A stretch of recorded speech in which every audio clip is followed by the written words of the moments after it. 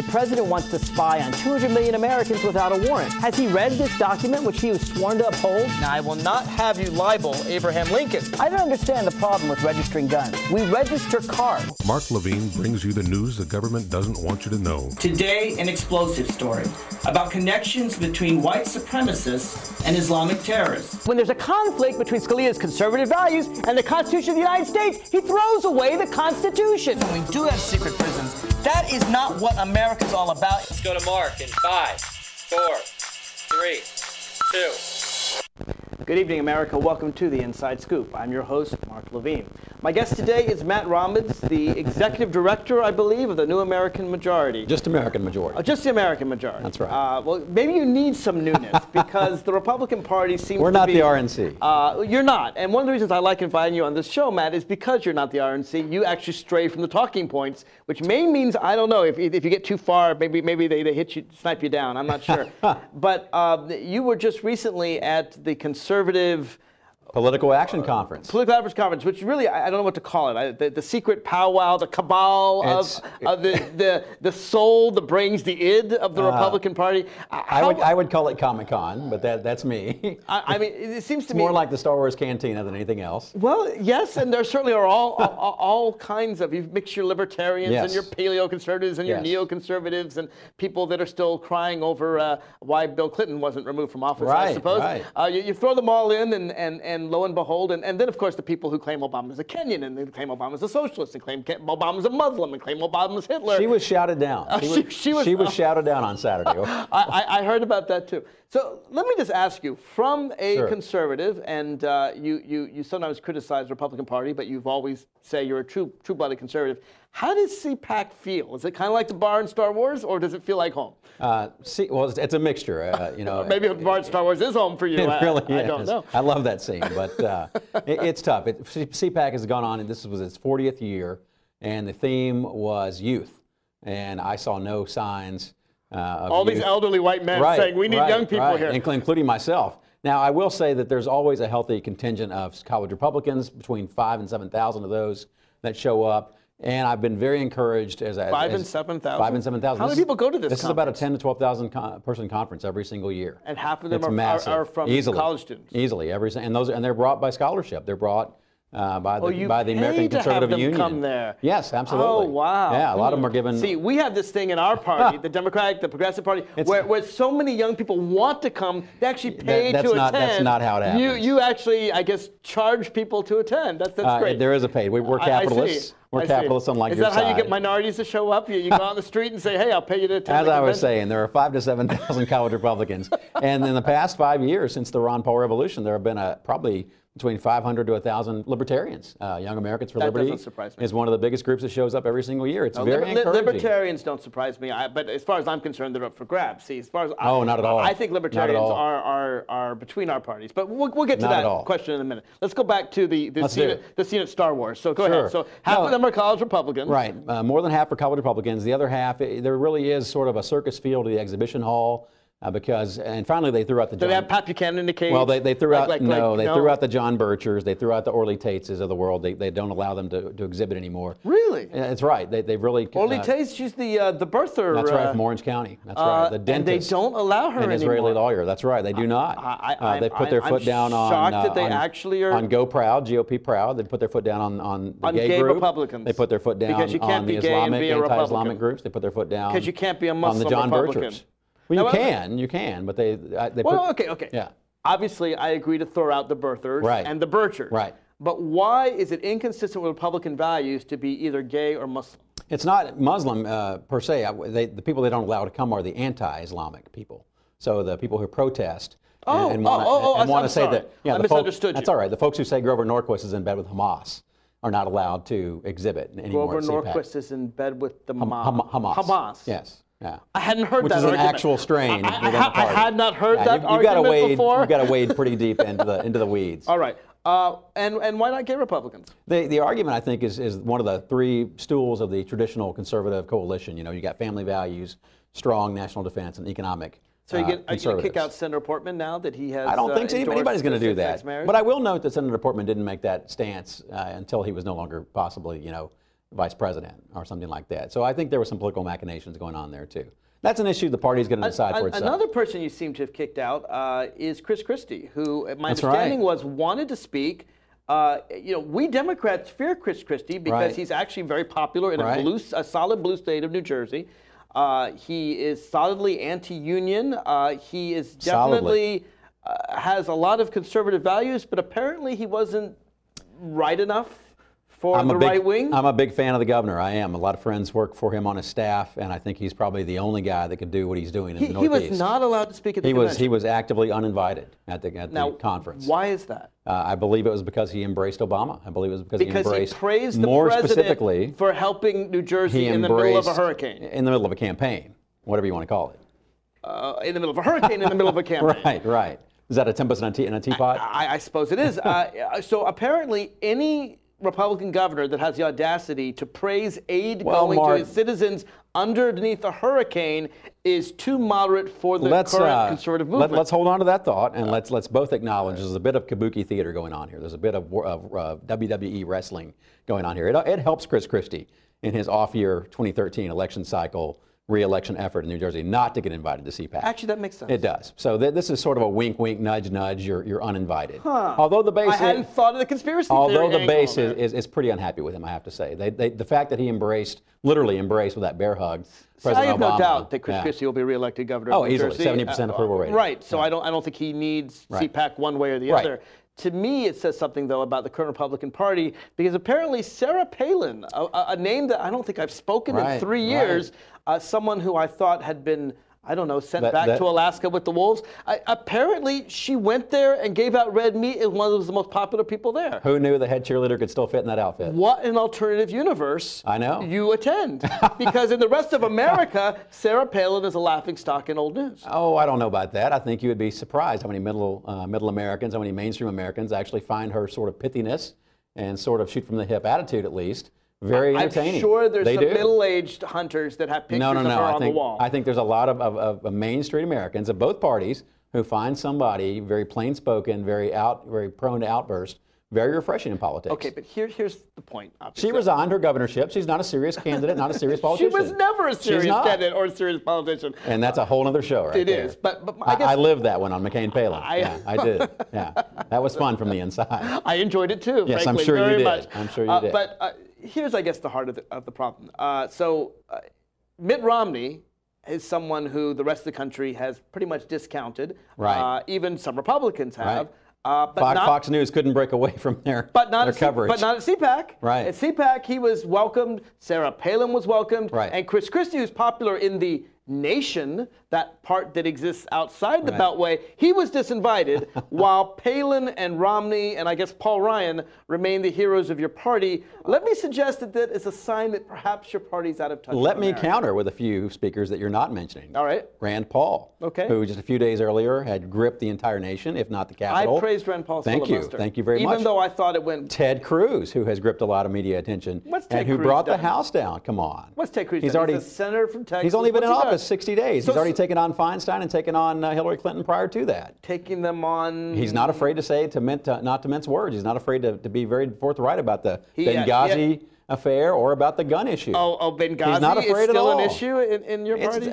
I'm just saying, that was 45 days ago. All right. He questioned I Hillary don't Clinton see Ted very Cruz directly. as a rising star. Marco Rubio, I'll give you. I say, as a lawyer, watch somebody who has argued many mega cases in front of the Supreme Court. Watch Ted Cruz. Marco Rubio, I'll give you. How is he treated there? Is more problematic because immigration is a thorny issue for the party. See, here's the thing. Marco Rubio and Chris Christie are more likely to actually win a presidency, which is why I guess they're being drummed out of your party, and you can stick Nobody's being drummed out. You can stick out to the Palins. Nobody's being drummed and the Romneys and the CPAC is not the prom. This is not an 80s teen romance. I mean, if you don't get invited to CPAC, it doesn't mean you never get a date again in your life. I understand. These gentlemen are going to be back in the primary. So Marco Rubio's a problem because he's not a problem. To allow... I said it's a thorny issue. Immigration reform is a thorny issue. How was he? He's a natural spokesman for it. He was greeted very warmly, very, very popularly. Marco Rubio, sort of a heartthrob among the younger Republicans. He really is. But definitely there's a contingent. There's a hesitation because nobody knows what comprehensive reform is going to look like. Everyone's scared of it. It's the thing that George W. Bush and John McCain used to support 4 years ago. And Ronald Reagan. Everyone's a little bit scared of it. Conservatives are right to be scared of it. Conservatives are right to be scared of somebody waving their wand. Afraid that Latinos are going to vote. Not for at the all. Democratic Well, Party. that's a fact. Demographically, that's a fact. So that's what they're afraid of. So that's not conducive. Don't let them become citizens if they vote for the Democrats. I don't think anybody's being that utilitarian, but let's be honest about the actual political exchange that's going on here. I mean, it doesn't behoove us to do what the mainstream of America wants us to do. It's not in our party's interest all the time. You did. I'm not hiding it here. I don't think anybody has a problem with a wait your turn, with a path to citizenship, with a legal path that may take years in some cases, and any number of fines or levies. I'm not an immigration attorney. I'm thankfully not nuanced in this. What is the purpose of CPAC? Is you get that all was get a great together question. That is a great and question. you talk about how much you agree with each other. I can only stomach it for about 6 hours. No, there's precious little of that. There's precious little of the agreement at CPAC. Oh, really? Our party, unlike yours, does not march in lockstep. Our party, unlike yours, does not You've blindly never been to our conventions. does not blindly follow the dear leader. I assure you that who was it? Why can't I think of his name? I'll think of it in 1 second. Very famous. Will Rogers. Yes. Will Rogers famously said, "I do not belong to any organized party. I'm a Democrat." Well, I would humbly submit Will Rogers' Democrat Party might be a little bit different than the party today. Perhaps. It's been a long time. So you go there and you fight over the conservative soul? Is that what it's about? CPAC is a distillation. It's an annual conference wherein all the conservatives, it's not a Republican event, although some Republican establishment types are invited. Heck, the libertarians are there. It's clearly not a Republican event. So you are brought to hear panels, hear speeches, and to organize and mobilize among yourselves and talk about the future of the party. So all these things are very much in play. And I think it's frankly refreshing to see a political process and a party that's so transparent that you can see warts and all exactly what's going on. You sent Andrew Breitbart's young guy, I forgot his name, to dress up and pretend to be the telephone repairman and break into senators' I didn't offices. send James O'Keefe. James O'Keefe. I didn't send Yes, I James forgot O'Keefe. his name because he's James so O'Keefe forgettable. worked for me at one point, but I didn't send him anywhere. He did. He did. I'd be afraid he'd be doing things that you didn't ask him to do. But I assume he would have been a big star at CPAC, a big hero of your party. I think he's more a meteor. I think he's sort of, shooting star-esque. I would think break-ins is what your party's all about. No, not at all. Not at all. 40 years now. Oh my God! Wow, wow! I don't even know where to go with that. You don't have to go anywhere. So the purpose is. The purpose is to debate the future. And to debate the future of the movement and the party. And so the conservative movement and the Republican You Party. listen to all these speakers. Is there a lot of pushback to the speakers? There is some. I mean, there was some loud boos again when some of the crazies on the fringe were talking about the birtherism or things like that. There are frankly there are that part strains. I'm glad to hear, but that's new. The birthers weren't booed a year ago or 2 years ago. I can show you book, chapter, and verse where people on redstate.com, Eric Erickson, Breitbart have been talking about this for 5 years. Well, good. I'm glad they are. This is actually fascinating for me. It is sort of a I'm trying to learn down the rabbit hole of a place I will never through the looking glass. go, and trying to understand how this alternative. I'll invite you next year. You'll come and be my guest. I'm afraid I may be tarred and feathered. Folks, if you want to join the discussion, call in 571-749-1166 or 888-488-MARK. Right back after this. Art, a universal language, an expression of culture, of self. And now, thanks to Empowered Women International, a way for emerging and established immigrant and refugee artists and artisans to find hope to earn a living while enriching the lives of all of us. Empowered Women International, making a better America every day. For more information on Empowered Women International's educational programs or to make a tax-free donation, contact cfripp@aol.com.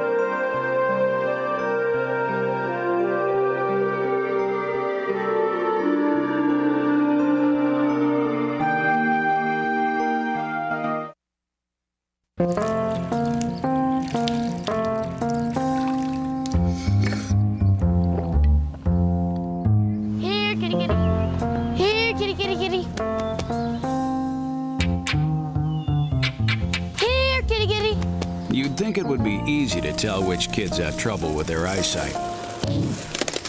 But that's not always the case. Even though 1 in 4 children may have a vision problem, eye doctors tell us the symptoms aren't always so obvious. We do know that 80% of all childhood learning is visual. And without good vision, kids can have trouble learning to read and may fall behind in school. For For clues on how to spot the real-life signs of childhood vision problems and what parents can do, visit checkyearly.com. A public service message from the Vision Council of America and Reading is Fundamental. We're back to the Inside Scoop. Here again, your host. I am Mark Levine. I'm here with Matt Robbins, Executive Director of the American Majority. I currently represent the current American Majority because I'm a Democrat. And the Democrats, of course, not just win the presidency, they have a majority in the Senate. And it should never stop. We should never stop repeating the fact that more Americans voted for Democrats in the House of Representatives than Republicans. And if we had a Democratic government that was purely representative in the House of Representatives, like Athens, then we, of course, would have a Nancy Pelosi as Speaker. Thank God today. We have a republic, Mark. But Thank God, and no, not a pure democracy. We have a gerrymander where you and draw the Democrats, lines. And Democrats have never gerrymandered. You know, ever. I wish we were half as good at it as your party was, because we'd have a lot more We'll talk in 10 seats. years. We'll talk and say who's gerrymandering what. You know, like I said, we work very hard to get one seat in Maryland, and you could just enfranchise half the people of Pennsylvania, and Florida, and Michigan. What are these majority minority districts? Who created those? I am against it was your party. I'm against That's right. those. Good for you. I am. Good for you. It does not help our party, and it doesn't help minorities either. I agree. Let's go back to CPAC, though, because I'm still trying to understand this. I love this image of the Star Wars bar where the libertarians and the Pat Buchanans and the neoconservatives get together. And I don't know, is there a big food fight? Is there a lot of argument? Is there a loud argument? There are very few eruptions, such as the booing I mentioned. Mostly it's very amicable. It's very restrained. I mean, conservatives are sort of the button-down, suit and tie crowd. But see, I only think of the Wall Street crowd as the button-down suit and tie crowd. I don't think of libertarians that way. No. CPAC has sort of an unofficial dress code. Oh, really? Yeah, it really does. And you have to show up wearing certain things, or you're not really sort of taken seriously. But it's a great way to keep the homeless out. It's not at all. Wow, the cheap shots keep coming. It's an amazingly civil, great exchange of ideas, and it really is a battle for the future and the soul of the party and the movement, because the conservative movement hopes to, by stacking the deck inside the party and primaries, control the Republican Party as a vessel, as an apparatus, the same way progressives want to do with the Democrat Party. Although we don't succeed. And it's an uphill battle for us as well. According to CNN, the main concern at the event was that the Republican Party is a party of old white men. And I'd actually expand that to say old white, straight, Protestant, non-union men. Not that there's anything wrong with old, white, straight, Protestent, left-handed with no tonsils. I've got a number of them actually working behind the scenes and helping me out right now, and I'm very glad to have them. But my point is that is a minority of Americans, and not yet, but close. Well, straight white men. Well, you're right. If you count every single category there, I think that's a bit of a caricature. No, but every other group votes majority for the Democrats. Young people do. Has in the past two cycles. It's blacks, Latinos, and Asians in the past 2 cycles. Catholics will vote for Democrats. Mark, 2004 wasn't that long ago. I ran Bush Cheney right here in the Commonwealth of Virginia. We had 44% of Latinos. We had a healthy number of women. We had a healthy number of African Americans. A Marco Rubio and his immigration plan. I'm sorry, was George W. Bush white and Protestant and all those things you just named? But he supported immigration. It's about outreach. It's about outreach. It's about targeting. It's about ground game. It's about door to door. It's about all the things I teach every single day at American Majority. But if you don't change your core fundamental beliefs, no amount of outreach is going to help. If you don't reach out to Latinos, why is it always the Republican Party that has to change its beliefs? Why does the Democrat Party you're losing. never? So you should be expedient, is what you're saying. You should change your platform. I hope you don't. But no, I'm asking, as a Democrat, I'm asking an honest question. I hope you only reach out to rich, white, we should alter who we are males. in order to win short-term power. That means what? As a Democrat? If you've changed your core and your soul and your heart, who are you then? As a Democrat, I would vastly prefer that you stay appealing to a smaller and smaller minority of Americans until, as Grover Norquist might say, we could drown you in a bathtub. Right. We're talking past each other. The growth and opportunity that can be attained. Let's be honest. I mean, you can talk about overwhelming majorities. 461,000 votes decided this presidential election. 461,000 votes in 5 states. We played with our C4. We won by several million, and I believe a popular vote, frankly, should decide the election. That's a whole other issue. It is an issue, but it's always easy to say, well, if you just switch these few votes in these states, everyone wins by one. Our messaging sucks. Our messenger sucked this past cycle. Our team surrounding our messenger to your credit, and our message you always sucked. said so throughout the entire primaries, and you said so right here on this show. It's on tape. I give you credit for that. Our ground game, our outreach, our tactical approach, which I give President Obama and Organizing for America 1,000% credit. They executed a perfect textbook campaign in 2008. They actually improved upon it in 2012. We have a long way to go. We used to know these things. We used to know demographics, and we used to know targeting in 2004, as recently as 9 years ago. Every time a party loses an election, they blame the ground game. I remember 2004. Interesting. Democrats said, well, you know, Karl Rove had a better but you had ground game. You had the same combination. You had a bad messenger. Right. You had a bad message. That's my point. Right. That's my point. Message is separate than platform. But message is separate than identity. This campaign was not decided based on outreach. All right. Yes, Obama's outreach was good, but I got to tell you something. In 2004, Kerry tried as hard as he could, and you could say Bush's outreach was better. No, I agree with you. I think Kerry was a weak candidate. I think in 2008, McCain was a weak candidate. I think it's a perfect storm. I think so. So it's always you have to have the air blame war. the ground game. You have to have the air war. You have to have the ground war. With a bad messenger at the top of the ticket, it always fails. I think the moment that video came out, where Mitt Romney and the Republican Party wrote off half of American voters, the election was lost right there and had nothing to do with your ground game. Right. Well, again, I mean, you can only wring so much blood out of a stone, as my grandmother would say. I mean, you can't go out there with a very unpopular message. There are ways to recast and tell people about the American dream and about Republican competition and about the free market and about capitalism and about improving your lot in life and wanting your second and third generation to be better than yours. There are ways to address that without talking about Paul Ryan crazy voucher plans. Well, there are ways to do that. And we're going to get to Paul Ryan's crazy voucher plan in just a minute. Common sense solutions for Main Street Americans. We're going to get to Paul Ryan's crazy voucher plan in just a minute. No, not yet. Because first I want to talk about equal opportunity. Sure. Those are great words: free market, equal opportunity, things certainly I believe in. And yet, if you look at the economics of the past decade, really since George Bush became president in 2001, it's all Bush's fault. Always. If you look at that decade, from 2000 to 2010, 93% of all created American wealth, 93% went to the top 1%. When 1% of Americans are getting 93% of the newly created wealth, and 99% are fighting over the remaining 7%, that's not equal opportunity. That is a plutocracy.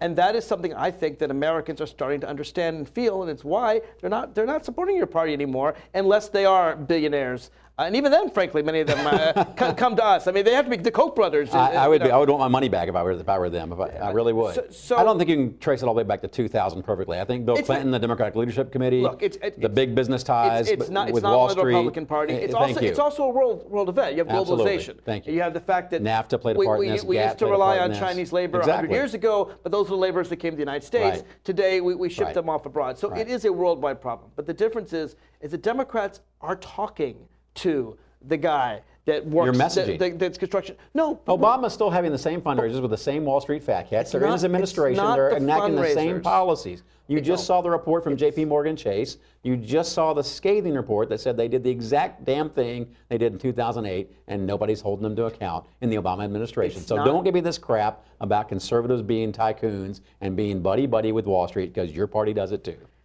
There's a difference between where you get the money from, and I would completely agree to get money out of politics and have publicly funded campaigns. Again, a whole other episode. It is, but if that's the issue, I guarantee that's not the issue. Democrats are the issue is lip service to this populist ideal and the actual reality of a party apparatus and a president, frankly, and senators who rely on these same people to be reelected. So that the people with money are the people you have to go to, and I want to change that system. So Dodd-Frank is a payback for donations? System. No, actually, Dodd-Frank is an attack on the why doesn't it work? Why isn't it effective? Well, why? Because the people in the Senate are filibustering it and refusing to allow anyone to be appointed. Well, they're not allowing Richard Cordray even to run the Consumer Protection Bureau. But we're getting far afield. I want to get back to my point. Let's do. My point is that the Democrats are the only people speaking to the 99% of Americans that are not super rich. Libertarians are speaking to them. Well, libertarians are not. A lot of Tea Partiers are speaking to them. And Social Security and Medicare and Medicaid. The libertarians. That's a small sliver of anarchists who you think represent libertarians. That's not the mainstream. It's certainly what the Paul family believes. It's not actually. Rand Paul believes in a very different thing. You know, I admit I do know Ron Paul better than Rand Paul. Rand's an enigma to a lot of people. I've never heard Rand Paul defend Social Security, Medicare, and Medicaid. Has he ever? I don't think he likes them conceptually, but I think he accepts them as a safety blanket. Have you heard him say that? I think I could find it for you. All right. I want you to find that for me. I don't think any American disagrees with the basic safety net. I think everybody agrees in principle that we ought to all be able to take care of ourselves. That's a pipe dream right now. No, they agree only in rhetoric. If you look at now, we can move on to the to the Paul Ryan budget. Rand Paul, Paul Ryan. Apparently, everyone's got 4-letter R and P names in the Republican I'd like to buy Party. a vowel. It's very confusing.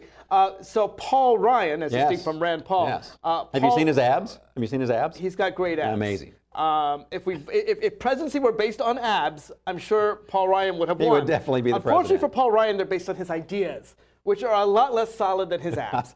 And right now, his ideas are to basically take away any protection for the poor, to take away Medicaid. That's an exaggeration. Well, no, wait a minute. What he wants to do is he's going to cut it in half, ship it to the states, and then blame them by 2023 when people don't get health care. And that's better than President Obama offering the first hits free on his bong pipe of Medicaid expansion to the states, and then in a year it's gone and the budget blows up. I hate to bring How's that better? I hate to bring our vibe down because we're really enjoying ourselves. But you got to ask how many people are going to die because of if Paul Ryan gets his way. So flip and that people script. are taken off health care. Flip that how script. Many what happens when the states Americans, can't meet their They won't be able to based after on Obama Paul Ryan's budget. No. On Obama's current Medicaid expansion offer, when that's gone in a year, maybe 2 years, when that's gone, the states can't afford it any longer. The federal government pays 90% of that. It's Under Paul Ryan, they pay nothing. Look, you're talking about a 2023 budget that has exactly less than zero chance of passing even a committee. Okay, so why are we talking about Well, this? I'll tell you why it's we're not even a talking marker. about it. It's not even an outlier. I agree with you. It's a complete fake. I mean, vouchers. I absolutely agree with you. Vouchers was popular in '95. Even Paul when Ryan. was the last time vouchers even were Paul popular? Ryan laughs at his own budget and admits it's fake. But still, he goes on TV and he says things like, "We're going to balance the budget in 10 years," because he has a misguided idea. It's a lie, and everyone in the Republican Party knows it's a lie. It's posturing. Well, my point is, if the Republicans would stop posturing. And actually get in with President Obama and make some deals on taxes and spending and so forth. Here's why we could come to a grand compromise. Well, and I love recasting Obama in terms of FDR and Harry Truman and LBJ and all this. The problem with this whole deal not quite as good as those three yet. We're working on it though. The problem with this part of the equation is that your party, your side of the aisle, insists that these things are sacrosanct. When you've got Robert Samuelson talking about how these things must be increased, how the retirement age must be increased in an age of longevity, how people who have incomes and retirement pensions who have 401ks should be means tested, when this is the fact of life in an America that lives to be 100 years old. Willard Scott is on, Al Roker's on every single morning with another centenarian celebrating their birthday. You've got to move the goalpost. You've got to realize, you've got to inject some sunshine into that. You would and allow everyone. You would, to have but others wouldn't. Your party would. Your party would do. I would not raise your party would commit Harry age. Carey if Social Security, age, or any of those things would change. I would lower it.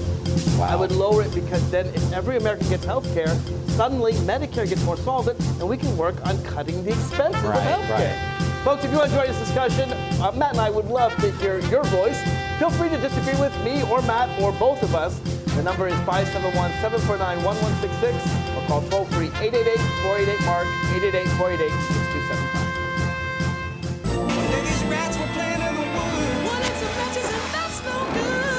Listen to smoke before you give it a try. Only you. Don't play with matches. Don't play with fire. Cause there's nothing very funny about 3,000. Nothing very nice. On a homeless mind. So if a gorgeous force is what you desire, don't play with matches. Don't play with fire. Only you can prevent wildfires. Fire. Why don't you just wash your car at home? When I wash my car, everything runs down the street and down into the storm drains. With all the chemicals in the soaps and waxes, the last thing I want to do is poison my own drinking water. At least here, it's all contained and recycled on site. That's why I also take my car in for oil changes instead of doing it myself. I might take a chance on spilling stuff. You know what the best part is? What?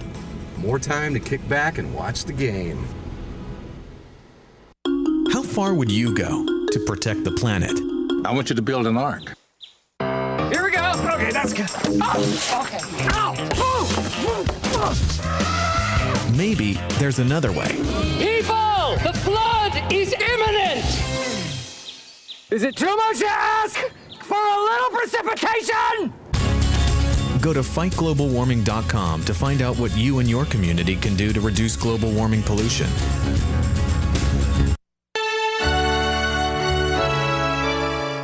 Somewhere around the world, there are men and women of the armed forces risking their lives, helping rebuild communities after natural disasters, collecting toys for needy children, tutoring kids in school.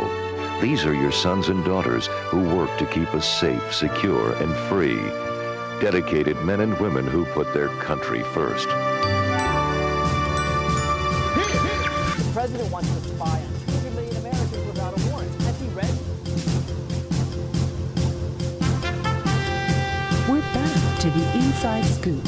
Here again, your host. Welcome back to the Inside Scoop. This is Mark Levine having a spirited and really amusing discussion with Matt Robbins. He is executive director of the American Majority. It's wishful thinking as far as I'm concerned, but they want to be the majority silent again. majority for now.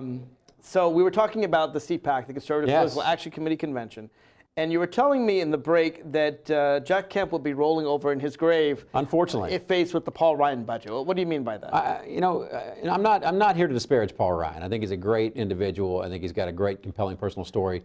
But I agree, he has great abs. That's all I'm going to concede. I'm not a supply side economics guy, but I mean, Paul Ryan has gotten onto the Laffer curve and just flown straight off and away. I mean, this is so far removed from the economics we were talking about even 15 years ago, when Newt and company were controlling the Congress. Completely. Nobody wants vouchers. It's completely. Nobody wants privatization. I won't ascribe those motives. I will, because look, Paul Ryan goes before the campaign and accepts President Obama's $750 billion in cuts to overpayments, really, to hospitals, insurance companies, and so forth, and Medicare. He accepts it. Then he runs as Vice President Mitt Romney. He completely rejects it. You run a whole campaign saying you're stealing money from seniors. Technically, it was abolish Obamacare. Then the moment the campaign's over, he runs back. He not only cashes those in, but he accepts the tax increases that Republicans, with another part of their hand, complain about in Obamacare. He accepts them and includes them in his budget. This is a party that is literally, it's not just a party contradicting itself, it's a single individual saying one thing with one hand and one thing with the other hand. This is my shocked face, the hypocrisy and posturing usually have gone on. Hypocrisy is you say one thing. It's usually not so quick, and you say another thing 6 months later. It's very different to say one thing one day and then the exact opposite the next. It is very odd in American politics. And yet he's a hero in your party. I don't see that. If you'd seen the response he'd gotten. Really? What response did he get? If you had the applausometer out, you would see that Rand Paul was number 1. You would see that Ted Cruz was number 2. You would see that Marco Rubio was number 3. And you would see that Paul Ryan falls somewhere between Jeb Bush and Mitt Romney on the applausometer. So Jeb Bush isn't doing well? Jeb Bush is not doing well. Isn't he running for president? He is. It's going to be a little hard with that last name. He may have to go through some immigration himself to get that name changed. He has no chance with that last name. I would never say never to a Bush. When you tell me that Rand Paul is number 1 and Ted Cruz is number 2, Marco Rubio is number 3, what it tells me is that the Tea Party, which everyone else in America has already delivered the funeral rites for, it's actually alive and well in the conservative Mark, movement. I look forward to talking to you after the 2014 midterm congressional election results. And we'll see how dead the Tea Party is. The Tea Party will come back from the dead. The Tea Party was a name ascribed to it by many people, some within, some without. This movement of grassroots Americans who woke up basically after 30 or 40 years of disengagement, they're not going away. I mean, they are dying at a certain clip, just like folks in your party are. But they're not going away, and they're still involved, and I deal with them every single day. They roll up their sleeves, they get people in primaries, they get active on their school boards. It's a beautiful thing. Here's what I have a hard time understanding with the Tea Party. Do they even understand or know their own rhetoric? It's striking to me. Which part? Well, a lot of parts. One part would be, for example, the Tea Party. They love that Constitution that you love. Well, you see, I don't think they do. If you want to go there, let's talk about the Second Amendment, which is, you can parse the words the Republican again. Party's favorite amendment. You sure can. And yet, if you're a strict constructionist as I am, and a strict textualist as I am, you believe the militia amendment is exactly what it says it is. A well-regulated militia be necessary to secure of a free state, the right of people to keep their arms will not be infringed. So you believe when Senator Ted Cruz, in his 61st day of office, asked Senator Dianne Feinstein whether she would apply limitations to the First Amendment the same way she would to the Second Amendment, you're on his side. Limitations to the First Amendment? You know, there's a difference between the First Amendment and the Second Amendment. Okay, Fourth Amendment then. Well, the Fourth Amendment actually allows some weasel words. Because Okay. the Fourth Amendment So talks you're okay about with limiting constitutional amendments? No. No. I believe in the strict Then you're on- no, you're I on believe in the Ted Cruz's strict words side. of the amendment. See, the Fourth Amendment talks about unreasonable searches and seizures. Unreasonable, that gives a weasel word to court. Okay. So The First- roadblocks But the are First okay. Amendment says Congress shall make no law respecting an establishment of religion. Right. There's no weasel words. Mark, They can't make you a can law. either limit the amendments Second or you Amendment, can't. No, you read the text. Give me another amendment that's limited and that the majority of Americans wants to be limited. Wants to be limited? Right. Well, we can talk about the Eighth Amendment, which Okay. says that you can't have cruel, unusual punishments inflicted. And the question is, well, what's a cruel and what's unusual punishment? The point is that weasel words allow. My point is we treat the court's- Second Amendment because it's a sacred cow on your side. We treat it differently than other amendments. We Your do. party does. No, your party does. It's no, like this your, third rail. your party wants to say the Second Amendment does not have the first 13 words in it. inviolable. No, It what your is. party wants to say is that the founders got drunk one night. They had a little too much mead, okay? And when they wrote the rights of the people They went out with their to keep and bear flintlocks, arms, went out with their what they muzzle wrote loaders. is the right of the people to keep and bear arms shall not be infringed. And then some drunk guy, probably Benjamin Franklin, out with some You French, never know about Franklin. some French prostitute said, hey, let's put I in. will not have you this- cast aspersions on Ben Franklin. They're generally true. They with are regard to Ben true. Franklin. And he lived every minute of it. He got drunk and he said, hey, let's throw in a well-regulated militia, be necessary to secure a free state. We don't mean it. We all know it's meaningless. We write words in our amendments that have absolutely no meaning whatsoever because we know that 210 years later, The zombie apocalypse is coming, Mark. I don't like this part of the amendment, so I'm going to ignore it. Or you could believe that they actually thoughtfully put the words in that they meant. Well, I believe the second conception is true, but if you want to go for the drunken hypothesis, no. that's We'll your leave the party's- drunken founders in your own fantasy land, in your head. You know I'm not a huge gun guy, but I do interpret, in an honest disagreement, I interpret the Second Amendment differently than you do. But my point is this. Conservatives hold the Constitution dear We to their do. heart, and then when it comes to things they don't like Right. the militia clause, or when it comes to, say, states' rights to medical marijuana, right? Right. There ain't nothing in the Constitution that says, hey, marijuana, there's a federal right to ban it. Conservatives who say there's no interstate commerce with health care, 1/6 of the nation's economy, with Right. drugs and machines and everything going all across state lines, that's not interstate commerce. But a woman growing marijuana in her own yard for her own consumption, Correct me if I'm according wrong. to Scalia, that's interstate commerce. Correct me if That I'm wrong. is- I don't remember a whole lot of Republican candidates running on an anti-marijuana platform last fall. I don't recall that. So is that changing in your party? I think it is changing. I think the Really? the ideal of liberty that's sunk in since Reagan through Ron Paul and now Rand Paul has fully blossomed. Pardon the I'm glad to hear the it. herbal reference You know, there. Colorado, Washington, these Yeah, states have just and these legalized- are the laboratories of freedom that were talked about 18 in the Federalist states and Papers. We'll see DC. how it turns out. 18 states we'll and see. DC. We'll see if your dream of getting your grubby little paws on it and taxing it I would comes tax it. about. We'll see what and happens. I would regulate it, and I would make sure I'm it's sure not there'll be no laced with evasion. I'm something. sure there'll be no fraud. I'm sure there'll be none There of will that. always be some evasion to every Yeah, law yeah, that's ever exactly, done, including the laws of murder. But I still support them, even though some people evade Typically, those one laws. does evade authorities when they Even murder, though yes. someone evades those laws, I still think those are good laws. If we can save one person. Marijuana is dangerous. Yes. And that's why I'm glad to hear you say that's that. why I would tax it Yeah. and regulate it and make sure that, for example, right now it's about 4 or 5 times more potent than it was 30, 40 years ago. I don't think you hear anybody talking about the war on drugs so- from the right in a real thundering from the podium type way anymore. Same thing with the war on But drugs, they're- same but thing with the they're war on not- terror. But I do hear people complain that President Obama is not enforcing the law against Colorado and Washington I State. never hear this. Never. Okay, so that's interesting. So it Yeah. sounds to me like what you're saying is, correct me if I'm wrong, is that the libertarian wing of your party, the Rand Pauls, are getting the upper hand, are starting to beat out the Pat Buchanan. I would call it the conservative wing. I mean, there are paleo-conservatives like Pat. There are neoconservatives like Bill Kristol. But I would say true, But Pat Buchanan hardcore, and Bill Kristol are plain losing to old-fashioned- Rand Paul right plain now. old-fashioned conservatives who have been in a minority within the party structure for decades. Their message is coming full circle. So Ron Paul is the real winner of the elections. Oh gosh, that's a big one, a big bridge. Well, to let me go to where your party has the The biggest... message is certainly. Let me go to where your party has the biggest trouble with libertarians, and that is foreign policy. Yes.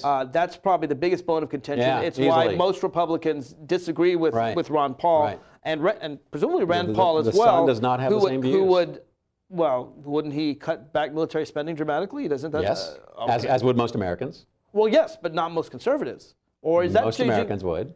What about most conservatives? Is I that think changing in your party? most conservatives want to go back to a time before these grand experiments, whether they're on a domestic stage or international scale. This Why is are we a full-scale reversal of what the Republican Party was 6 years ago. It's not isolated. Well, that's a separate issue altogether. No, but 6 years ago, your party was all for big spending, was all for a big military, was definitely prosecuting the drug war, was actively anti-gay. I know you like to think that we're all one big happy family, but believe it or not, a president with a certain name, I'm happy with that. a president with a certain name and a president with a certain power apparatus, party apparatus, did a lot of those things. A lot of us have been bitching and moaning for a great many years, and now we have the chance, sort of in the wilderness and in exile, out of political power, to be heard. It's quite nice. Here's the thing I find, though. Your party is not giving any kind of consistent message.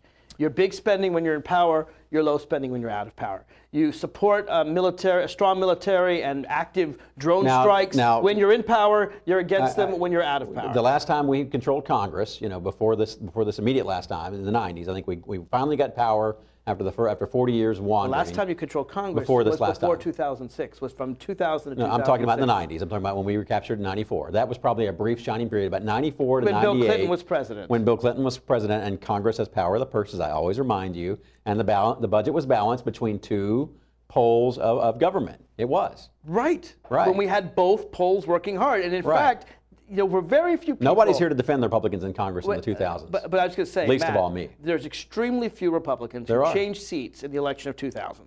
Okay, I guarantee you 90% of the House of Representatives in 2001 was there in 2000. 98, 99. And at least 90% of the Republicans in the Senate. We changed that in 2010. We sent 80 new seats. So you can't praise the 95 Republican Congress and condemn the 2001 Republican Congress when you're talking about the same people. Sure you can. Their actions are different. Was Bill Clinton. The difference was... They were the same people in Congress. Well, the difference was the president of the United States. And some people wandered off the reservation in 99, 2000, 2001, 2002. Dick Armey departed in 2003. I mean, Tom DeLay is not exactly the poster boy for fiscal constraint. But Tom DeLay and Dick Armey were in the 90s at the time you're praising them. They were, but they weren't in power. They weren't the ones in charge.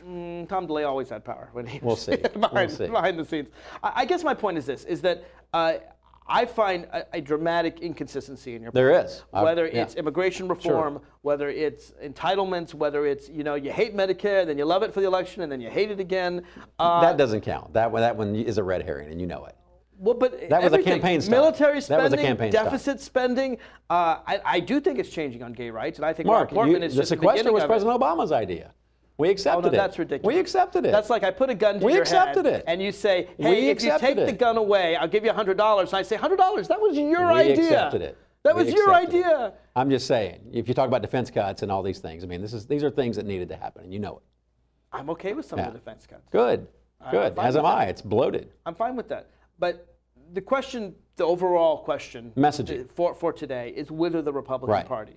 And all I hear is inconsistency. So in the last segment, what I want to hear from you is I will debut for you tonight. I will debut for you tonight a leaner, where will the Republican Party be in 2014 and 2016? I'll tell you. That's my question to you. Folks, if you want to join in and add your 2 cents to this, we encourage you to do so. All you have to do to call in is pick up the phone and dial 571-749-1166. Or if you're listening on my website at marklevinetalk.com, you can call toll-free 888-488-MARK, 888-488-MARK. That's my name, 888-488-6275. And again, it's very rare to have a chance to call a TV show. Go ahead, call in, tell me I'm wrong, tell Matt he's wrong. Maybe we're both right. I don't know, but I want to hear from you. We'll be right back right after this.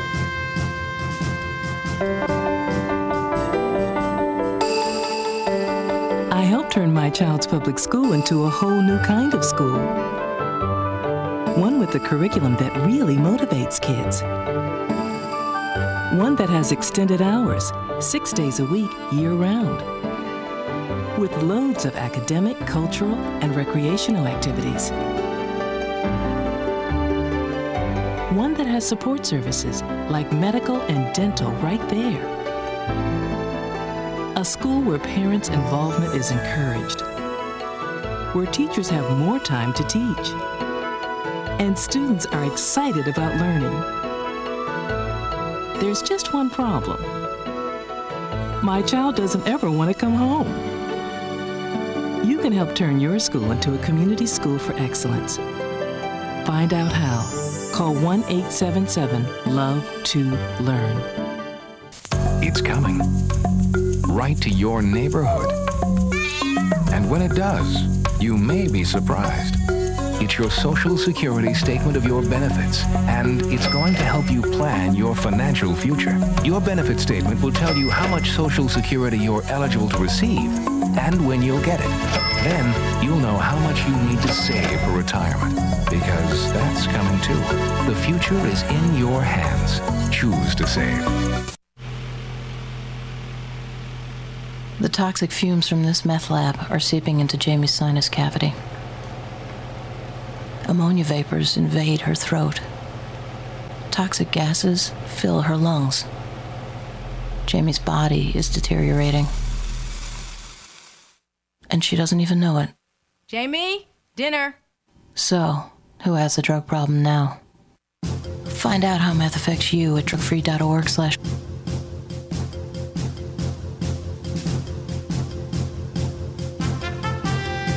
We're back to the Inside Scoop. Here again, your host. Welcome back to the Inside Scoop. This is the last segment. This is Mark Levine, your host, discussing with Matt Robbins, the executive director of the American Majority. Whither the Republican Party? What is its future? And I do want to give you one last chance to call in at 571-749-1166, or you can call toll-free 888-488-MARK. You can also, by the way, if you don't want to call in, you can go to my website, marklevinetalk.com, and leave a comment there, and I'll make sure to read it and respond to it. So, Matt, we have 12 minutes left for you to determine... To wrap it up in a nice bow. The future of the Republican Party, because as far as I'm concerned, I don't think Republicans know what your party stands for. Oh, I think we do. Certainly, conservatives know. Certainly, those of us outside the party have no idea. In the same way that you, and you have to be honest, in the same way that progressives and business-friendly Democrats and sort of mainstream conservative blue dogs had these battles in the 2000s and the 90s, we're sort of having a public, laundry airing right now. So where does it end up? Who wins? I think you'll see. It's simple. Liberty wins. It's simple. Freedom wins. It's simple that all the things we've been saying and been talking about for about 35 years. Freedom wins. So no more drug laws. I didn't say that. Freedom wins. So gay people can get married. Mark. So freedom wins. Let's take them one at a time. So no censorship. Let's take them one at a time. I love how your party and your side. I'm talking about liberty. I'm talking about how I love how your side has presented themselves as the sort we are of the sex, drugs, and rock and roll party. Yes, exactly. We have fun while your party's all dressed in suits. I was at CPAC, baby. Let me tell you, you missed out on a lot of fun. I know Republicans do drink a lot. I'll grant you that. But you're not Prometheus, and you're not the firebringer to the masses. The Democrats, we would argue, and we would submit to the American voter, present more oppression, present more regulation, more layers and red tape, more soda bans, and more silly nanny nonsense than anybody else in America. I think the Republican Party you'll see... I'm on the record as opposed to... Good. I'm glad to hear that. The Republican Party you'll see, which will be controlled like an aircraft carrier by its tiny rudder, which will be conservatives. You'll see that in 2014. You will. I look forward to you watching that. The whole thing will shift course. I always knew y'all had tiny rudders, but I'm not... You'll see. You'll see. And liberty will win because we will stop sort of paying lip service to this idea of big defense and big government and big capitalism and big cronyism and all these things. Yes, it'll be stripped down, and you should be applauding this. It's a real return of power to the people. My problem is the conservative conception of liberty is quite constrained. Which is what? To me, a waspy, boring Beaver Cleaver. Disney-fied Americana. Yes, and also... See, Mark, that's a misnomer. No, but it's more than that. You need to get to know... You get to know more conservatives than me. You really do. I have had several on my show, actually. But some of my best friends are conservatives. They are, actually. You should play poker with us. No, but it seems to me that conservatives are always talking about constricting regulation when it comes to pollution. Clearing the way. When it comes to making our air clean or our water clean, or trying to make sure that a compounding company in Framingham, Massachusetts isn't giving meningitis out because the FDA Mark, nobody wants to shut down the NIH or the FDA. Nobody wants to shut down the EPA. What we want to do is allow Americans to make a buck. No, but that's what we want to allow. Here's the thing. So when it came to the Have you been to California or Oregon lately? When it comes to Food and Drug Administration. There's no more logging. There's no more mining in those states. Those states rely on what? Federal aid and taxes. That's what those states rely on. That's not the American dream. The American dream is being able to sustain your own economic engine. Let me ask you something. You know, of course, about the recent case that happened in Mitt Romney's home state while he was governor. Yes. In Framingham, Massachusetts, where you had a company that called itself a compounder, which is where you put two drugs together. Right. and instead was basically a drug manufacturer. 38 people dead. And they were, it's now 48, and actually there's some 670 who have this terminal disease. For life. Because they, and it'll probably kill them, because this fungus, because basically the equipment was unsterile. Right. Because no one was watching them. Because the federal authorities weren't allowed to watch them because your party banned the FDA from regulating. Really? No, it's Republican Congress's fault. Okay. But they kept the FDA from watching these things, and then state authorities didn't do anything while Romney was president. Here's my point. Some regulation is Agreed. good. Okay. Everybody agrees Some on that. regulation We've been talking about this is all night. necessary. A safety net is fine. But the freedoms and the liberties that your party wants is to be free from regulation, which leads to people burdensome dying. regulation. No, that you're doing a giant leap of logic over that. There are not enough USDA inspectors. There are not enough underwear inspectors to prevent all the bad things in the world happening that you want to stop. I wasn't aware. There are not. Remember Inspected by Number 12?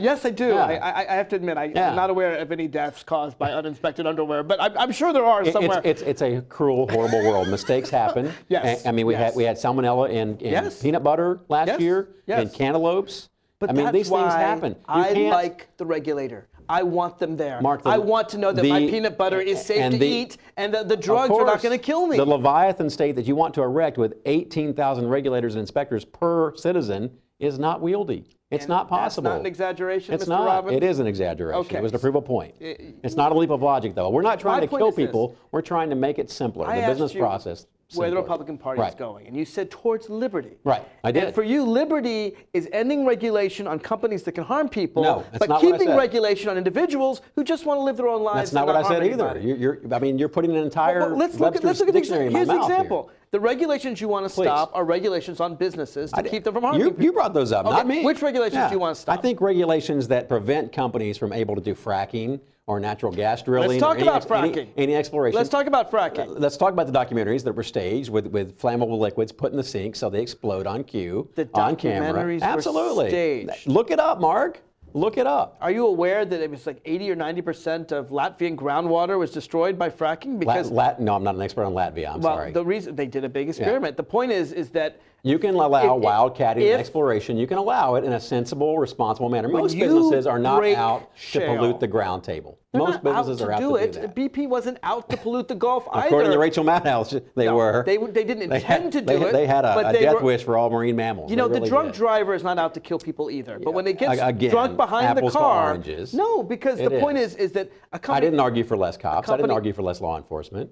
I think you are. I'm not. Well, okay, you just said the first example. Although you gave, I do have a problem with law enforcement growing to this level that first it has. example you gave was fracking. Okay. Fracking, you have to be very careful. Absolutely. Because fracking, you're breaking shale underneath Conservatives the ground. want to conserve you use water, the same nature you want to conserve. And you use chemicals. Absolutely. And if you do it near a ground aquifer, like the one that's under the entire state of Nebraska, and the reason why we have the greatest bread basket in the world and grow better wheat and corn than anywhere in the world, if a little bit of those chemicals get in that aquifer, American agriculture is screwed for you're leading me down this generations. rabbit trail of environmental regulations, and you've talked about mining regulations in the past, the mountaintops. Yes. These are things we can broadly agree on. Now the actual. No, but the first example you gave was fracking. I'll move on. Then. All right, I'll move on. What other regulations? Other regulations that prevent whether they're OSHA, whether they are unemployment for 99 weeks. Okay, let's go OSHA. I'm going there. Hold Office of Safety and Health. Okay, these are the people that go into the workplace. That make sure you don't trip on a filing cabinet. They're the people that, if you've read Upton Sinclair's The Jungle, I did read The Jungle. Well, good. Then you know about the case where his arm gets chopped off in the meat. That's horrible. And then Let's talk about Obamacare. OSHA, we have a lot more. Let's talk about Obamacare regulations. Okay, I'm glad you're fine with OSHA and fracking regulations. I'm fine with people not losing limbs. We'll go to the next one. For the record. We'll go to the next one. Let's talk about all these regulations do good things. Let's talk about the Obamacare regulations that make a small business or a mom and pop employer reduce the number of their employees and cut their hours so they don't hit the threshold and aren't hit with the extravagant fines. How many? That's the real world effect. How many employees are in the threshold? I think it's 30. There's one at 30, there's one at 50. Yeah, so most mom and pop stores that I know of don't have 30 employees. Mark, now, maybe your mom and pop have just got their own target. I'm talking about franchisees, people who own maid services, people who are home builders, people who are subcontractors, all of whom are in my family right there, those three. To me, if they've already cut employees, and they're already reducing hours. Or 50 employees, they're a little bigger than mom and pop. And I care about those employees, and I want to make sure those employees get health care. My mom does the books, and my dad does the work. That's a mom and pop. And they have more than 30 employees? They do. Well, good for them. I bet they could afford to give them health care. And that's the difference. That's the ideological, philosophical difference between you and I. You want to punish their success. No. And you want to take I want to help the workers get health care. I'm not out to punish anybody. We rephrased it. You rephrased what I just said. You want to punish their success and take away their private property, which is their money, their hard-earned money. They spent countless years of sweat equity building that business, and you want to take it and give it to someone else. And you're killing the goose that lays the golden egg. Do I know what I really You're want reaching to do? in for more eggs, and you're going to kill the damn bird. You may even agree with me on this. Let's hear it. I want to remove health care from the job place entirely. Should have never gone there in the first place. I want to say that employers It aren't should be required to buy health care across state lines. No, it's very simple. No, it I shouldn't. want to be where you are in need of health care. Right. And you go to the doctor. You want Medicaid. That's and what you want. No, you present your little national health card, and guess what? Everyone want gets single health care. payer. You want single payer. Absolutely. No. And then you get It's it, and you un-American. don't have to worry about it. It's un-American, Mark. No, it's pro-Canadian, It's been English, rejected. French, It's Japanese. un-American. Well, you know what? We are none of those. It works in all those other countries. None of those. So if unless you have your mom and dad, unless you have terminal pancreatic cancer, your mom and in dad, which case you have to wait about 18 months. If your mom and dad Look it up. are concerned about paying for health care for their employees, I say come onto my side and do what your Canadian friends and your English and French and Japanese because and NATO New and Zealand our coalition partners have been so counterparts, successful in everything they've done. Actually, they live longer than Right. we do, and their health care is much cheaper than ours. There are many reasons for that. But see, here's the thing. So when it comes to regulations that actually provide people with health care or worker safety or environmental safety, those are the ones you oppose. But when it comes to regulations... They're not the only ones I oppose. But when it comes they're to, not. But when it comes to personal freedoms, the right to marry the person of your Right. choice, the right to do drugs even if they're stupid but you're not harming anybody else, the right to have a woman to do what she wants with her own body. Right. To me, Which involves another life. To me, those are liberties as well. Yeah. And so you can't just say We've talked extensively about these. We have, but you can't just say we're out for liberty. The question is which liberty. You can, when it because comes to personal freedoms, the Democrats are your party of choice. When it comes to corporate freedoms, I agree. Republican Party is where you ought to go. I couldn't disagree more. And I think the new conservative movement that you'll see emerge from all of this infighting and all of this sort of restructuring will fight even more strongly to punish Wall Street and to protect Main Street. We'll fight even more strongly I'll be on your to side when protect they do personal that. freedoms. You can argue all day long. No. You can argue all day long. When your party goes after Wall Street, you can I argue all assure day you, long. I will march along with them. Back to your personal freedoms. You can argue all day long that it's somehow bigoted and cruel and inhumane to not call it marriage for gays to marry. That's not how some people honestly see it. Myself included. I understand that. You can argue all day long that it's a woman's choice but don't just and that you should throw be out the word free. liberty as if the conservatives are the party of liberty. You're a party Well, of very selective liberty. It wasn't an exclusionary term, Mark. In the words of Austin Powers, freedom's very groovy. I mean, it's very, some freedoms you like and some freedoms you don't like. We like them all. Let me ask you There has to be law. There has to be order. Who there has to be in your party, society. We only have about a minute left. Sure. Who in your party best represents the future of the Republican Party? The future. Is it Marco Rubio, Chris Christie? The most undistilled version of what I'm talking about would be Rand Paul, indisputably. Yeah. Really? The most undistilled. Yeah. Whether he can market himself and but message Rand himself. Paul is so much an isolationist on military power. I don't think that's quite true, Mark. You need to look it up. Really? You do. So you'd say Rand Paul would support, for example, President Obama has said, and I would argue, and many, that he hasn't gone far enough, but he has said he will not allow Iran to get a nuclear weapon. Would Rand Paul make that statement? I don't think so. I don't know. I don't think we've gone down that road yet. I don't think so. I'm just saying, for the purest distillation of what I've talked about here tonight, Rand Paul. For probably the more messaged, more marketable, more branded version, probably a Ted Cruz, Marco Rubio. Okay, because John McCain and Karl Rove basically says they don't want any of these wacko people. And they've won how many elections recently? Not many. Yeah. Who's won more elections recently? Oh, yeah, Rand Paul and Ted Cruz. They've won one each. Yeah. Congratulations. That's one more each than John McCain. Congratulations to those John McCain and solid Karl Rove. purple citizens in Kentucky and Texas who we all know represent the middle God of bless America. them. God Matt bless Robbins, them. it's always a pleasure Always, to have you on Mark. the Thank show. you. I really do Thank appreciate you. it. Folks, if you have a comment on tonight's show, just go to my website, marklevinetalk.com, and let me know what you think. Follow me on Twitter. I'll be commenting. Go ahead, Matt. Follow me on Twitter at Mark Levine Talk, and go to my webpage, my Facebook page, the Mark Levine Fan Page. Thank you so much. You have a fan page?